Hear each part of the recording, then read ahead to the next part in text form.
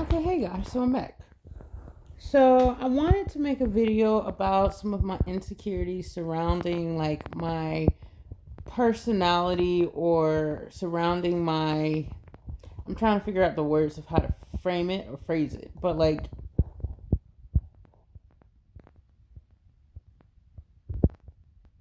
insecurities surrounding my future, I guess.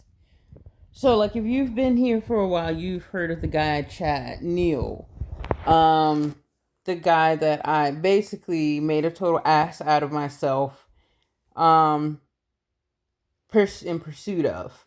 Like, I think I spent 2.5 years, maybe 3 years, messaging this guy because, like, he told me basically that he was interested in what I had to say to him. He was interested in having conversation with me, and he was interested in listening to what I had to say, but he never responded to anything I had to say. So I turned it into a situation where I was basically checking up on him regularly, sending him messages, and trying to like build up his self worth,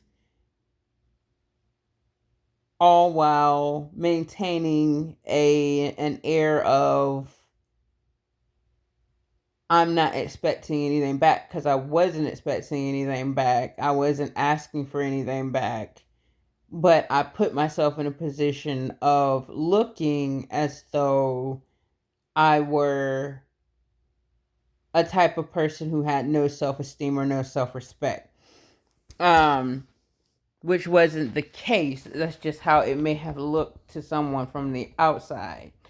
And that may be what he was thinking in his own head in the situation, which, I wouldn't fault him for that. But at the same time, he was playing games as well, because I'm pretty sure he's a sociopath. Everyone thinks he's that. He seems like one for sure, but neither here nor there, because I have ASPD myself, so that's just how it goes. But situations like that where my insecurities come on board, where I think or used to think and still have some concerns that like I would never get into a healthy relationship because I've never had one before. Like, if you know my history with narcissistic people, like my family, my friends, my lovers, my husband, my Chad himself, like just a continual loop that I couldn't break out of. So I had a lot of insecurities surrounding, am I ever going to find a healthy boyfriend? Am I ever going to find healthy friends? I've counted out having healthy family members, because that just doesn't change. Like, it just, you can't change people just because you want them to be a certain way, doesn't mean they're ever going to be that. But in regards to things that I can control, as far as who I allow into my life and in my circle, I had a lot of insecurities surrounding finding true love in regards to the people that were in my life. And it was very damaging to me, because I felt like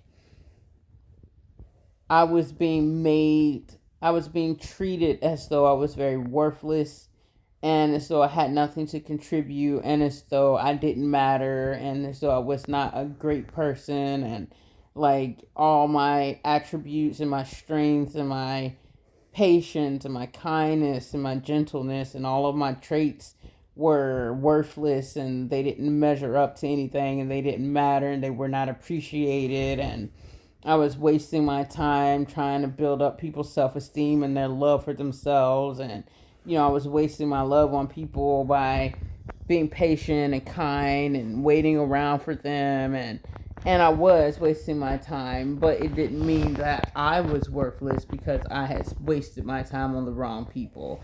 So I had a lot of insecurities surrounding myself in a lot of ways, as far as not realizing, not being able to notice in time that I was giving my love to the wrong people, and it made me a little insecure because I felt like I was bound to continue the cycle of falling for narcissists and not realizing it until I was already damaged from the abuse. So I was very nervous and very uncomfortable for a long time, which is part of the reason I posted that I'm depressed video, because like it kept spiraling through my head. Part of the depression, when I would be alone with my thoughts in this apartment, was thinking a lot about all the abuse I went through at the hands of all the narcissists and Chad and my husband David, and just my sisters and my uncle, the one that I said came after me sexually, and my mom, and like my older sister, and just like my aunts, and like all the people that it's just been, just feeling kind of low in spirit, because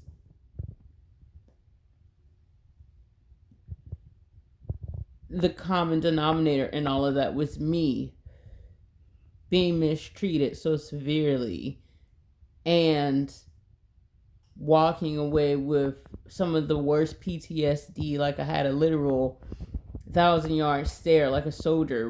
And it's so weird when you have a 1,000-yard stare, you literally see images in front of you 1,000 yards away from you, playing out like you're watching it on a TV screen. And it's weird. It's like pinpoint vision, like an eagle eye or some shit. And it's like tunnel vision. It's like watching it in, like if you could take your pupil and expand it 1,000 yards out in front of you, and it's like as small as your pupil, and it's just watching it on TV, and it's just this pinpoint needlepoint vision around the pupil, and it is just 1,000 yards away from you, and it's just playing out like it's on TV. And I've had 1,000-yard stares, like PTSD triggers and shit. Like I've had so much abuse that like it wears me down so heavy sometimes when I'm alone, especially now that I've cut all of them out, that I'm going through that healing and that grieving period that I've never properly been able to process. So right now it's like a really fragile, heavy time for me, because I'm, for the first time in my life, on my own, not consistently, continually dealing with more abuse. This is the first time in my life that I've not dealt with any abuse. So like I'm free for the first time, but I'm so terribly uncomfortable because I don't know how to deal with being in a safe environment. So like that's another insecurity of mine, is learning how to be around healthy people, because I feel so unsafe that even though they're safe people and I can tell they're safe people, I feel untrusting of them sometimes, and I feel on guard and on edge all the time, like I can't relax. And it's very frustrating because I know that I'm in a safe environment where I can relax, but I don't know how to relax. So I still feel like I'm around abusive people, like I'm in PTSD a lot of the times these days. So it's another kind of insecurity of mine, that I don't know how to just be happy anymore, because I've never been happy in my life before. Like I'm just now, literally, like within the last 8 months, have I cut my family off and cut Chad out of the picture and done all this other thing. So like I'm learning what it means to be a healthy person and to have healthy people in my life, but it's a lonely process, and I'm slowly picking up healthy friends along the way. They're all men, which I would rather have some girlfriends sprinkled in the mix as well, because with men it always turns romantic and then you lose them too. But for now they're here, so at least there's somebody here. But it's just, those are some of my insecurities. And then I always wonder about being a mom, because like I'm 34 and I want to be a mom really bad, but I have fibromyalgia. And one of my biggest insecurities about being a mom with fibromyalgia is that I worry that like if I have a newborn, that because with fibromyalgia, it's a central nervous system disorder that is characterized by chronic fatigue and chronic pain. So on a normal day, I normally have to take a nap or two throughout the day. I have to drink a whole lot of coffee to keep my energy up. And basically, I stay fatigued. Like, I don't get energy from sleep. So I'm normally just very tired. And the only way I feel normal in levels of energy is if I drink coffee. So I may seem like I'm totally normal now, but that's because I've drank like 3 cups of coffee already and it's only like 1 p.m.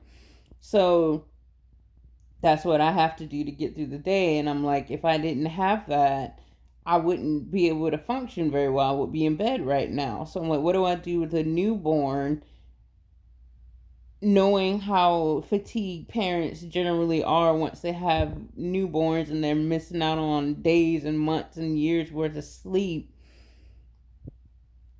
because your baby needs to feed at 2 o'clock in the morning, and then again at 5 o'clock in the morning, and then again at 6 o'clock in the morning, and then now you got to change a diaper at 6:15, and again at 8:30 in the morning, and now it's morning time, so it's time to get up and cook breakfast and get baby up, and you got to do that for the next year and a half. I worry that my fatigue level is going to be so high because fatigue with fibromyalgia sends you into flare ups of more fatigue, and essentially I'm going to be about 5 or 6 times more fatigued than a normal regular parent would be with a newborn.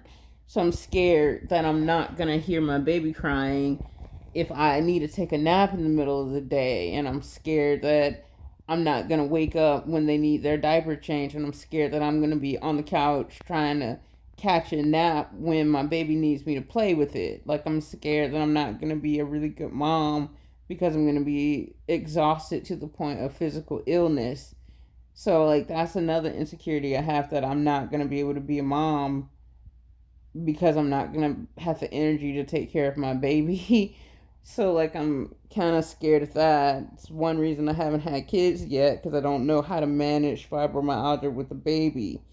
And another thing, being on schizophrenia medication for schizoaffective, I don't know how I'm supposed to handle pregnancy with that medication in my system. And if I have to get off the medication for 9 months, I don't know how I'm supposed to go through a pregnancy while schizoaffective. Like, it's a lot of things you have to consider if you have a mental illness and you're trying to get pregnant and carry a baby full term. Like, it's a lot you have to consider. So I don't even know if I can do that. That's another insecurity I have, is not being able to be a mom. Like, and if I have my boyfriend or whatever situation may be, like, I don't know how I'm gonna handle things or how things are gonna play out. So, like, it's just another insecurity that I have. So those are some of them. It's just a few things that keep me on edge these days, the older I get, especially the mother thing, because I'm like, it's kind of getting to that point where it's now or never if I'm going to have a kid.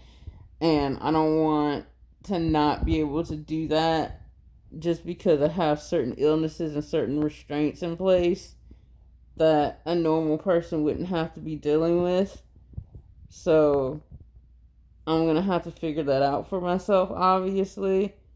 But, like, that is something that I worry about a lot. Fibromyalgia and motherhood. But yeah. So those are some of them.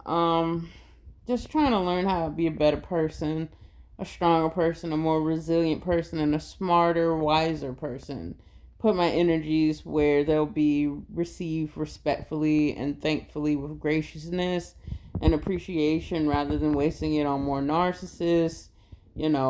Be smarter with my time and my love and my energy.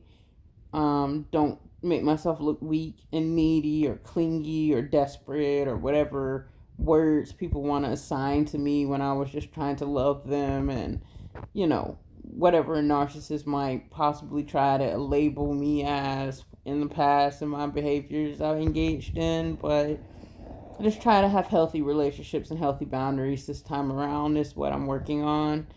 So yeah.